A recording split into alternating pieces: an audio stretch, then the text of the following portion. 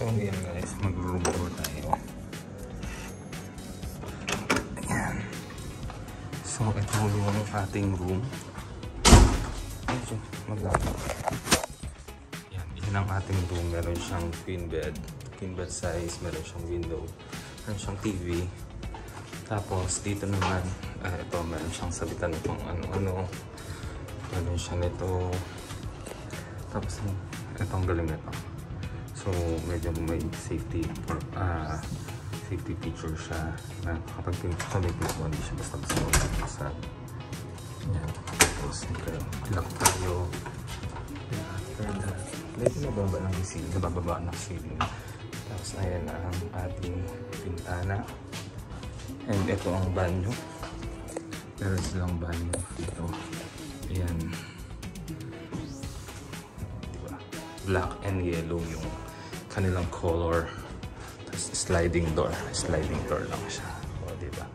Pagpala ng space. Pero ang ganda, laki ng ano. Ang laki ng tuwa. Ayan. So meron silang hand wash, sabon, towel, tissue, ayan, shampoo, ayan. Kasama yung lahat. Tapos, ayan. Ito yung pinaka-bed natin.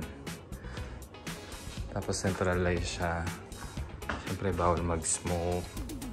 Tapos ang ano nila may pang ano ba? Basta mahilig sila sa mga artwork, mga painting.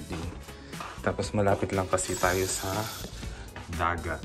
Ayan. So ang Jamaica nung pagkababa ko rito, akala ko is para siyang Manila, ang ingay. Ay bumubusina and all. Tapos meron din pala rito kung gusto mong mag-plancha. Yan. Meron silang plancha, meron silang kabayo, mga hanger. Tapos cabinet, of course. Cabinet. Yan. And then meron din silang safety deposit box. Kung meron kang kung sobrang laki ng pera mo. Yan, ayun. Tapos meron din silang mga kape-kape, creamer, ano ba itong ito? Try natin yan bukas. Tapos tubig, baso. Tapos meron din sila dito mini fridge. Yan. So sa mga hindi po nakakaalam kung nasaan ako po ay nasa Rock Hotel Kingston. So tapos meron silang TV. Maliit lang siya. Pero okay na din one night. So ayan siya. So, ayan ang kabuuan ng aking room for one night. Diba? Ganda na rin.